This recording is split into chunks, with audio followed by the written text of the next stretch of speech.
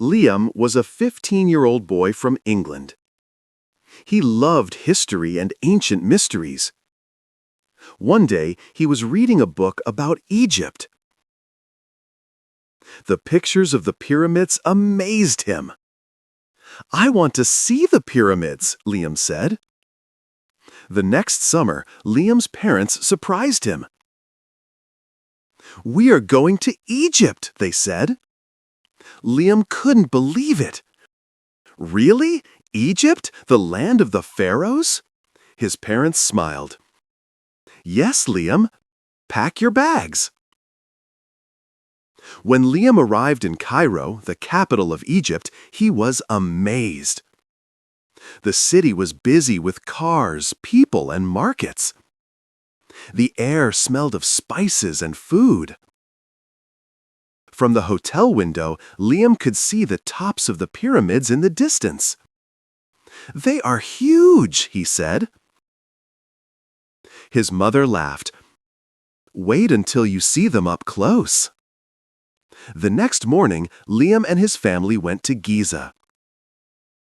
As they drove closer, the pyramids grew bigger and bigger. "They are so old," Liam said. "How did people build them?" The guide, Mr. Ahmed, explained. "The Great Pyramid of Giza is over 4,500 years old. It is made of millions of stones. Each stone is very heavy." Liam stood in front of the Great Pyramid. It was taller than he imagined. The stones were rough and golden under the sun. "It's like a giant mountain," he said. Mr. Ahmed told them about the pharaohs. The pyramids were built as tombs for the kings of Egypt.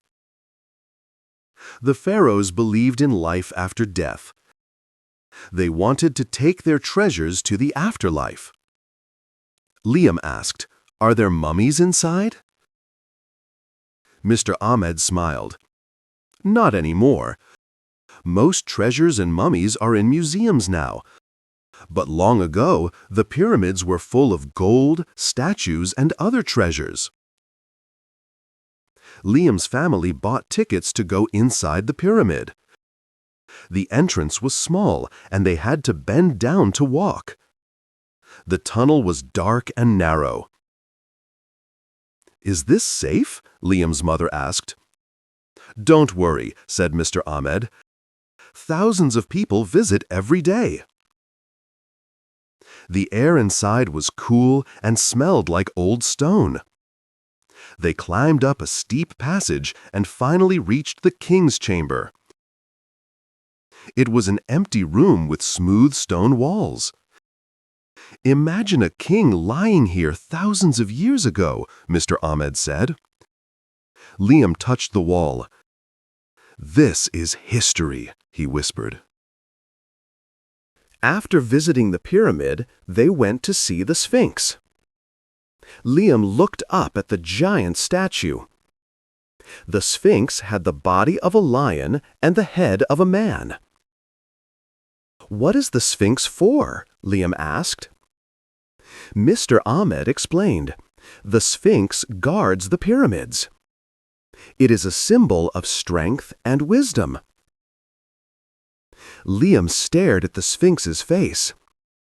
"It's missing its nose," he said. "Yes," said Mr. Ahmed. "The nose was broken a long time ago." Later that day, Liam's family took a camel ride in the desert near the pyramids.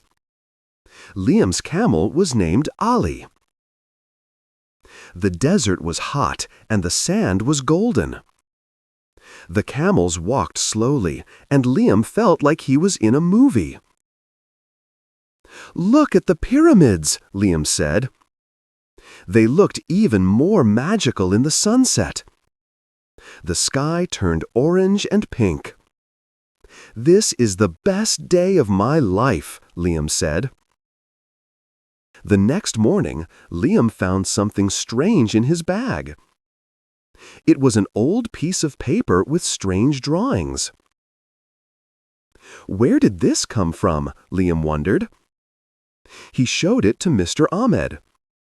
This looks like a treasure map, Mr. Ahmed said. But it might be a fake. Liam decided to follow the map. The drawings showed a small pyramid and a big palm tree.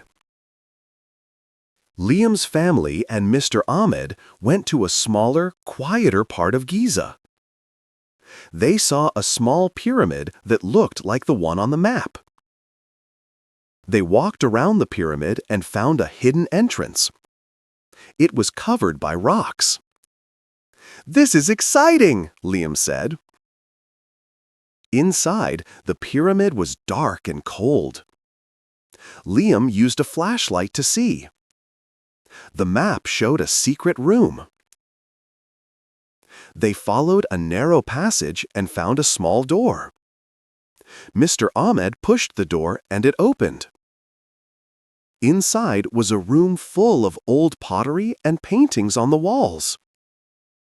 "It's not gold, but it's still treasure," Mr. Ahmed said. Liam smiled. "I discovered a secret." On their last day in Egypt, Liam stood by the pyramids one last time. "I will never forget this trip," he said. His father laughed. "You're already planning your next adventure, aren't you?" Liam nodded. "I want to learn more about ancient history." When Liam returned to England, he showed his friends pictures of the pyramids, the Sphinx, and the desert. "I want to be an archaeologist," Liam said. "I want to explore the world."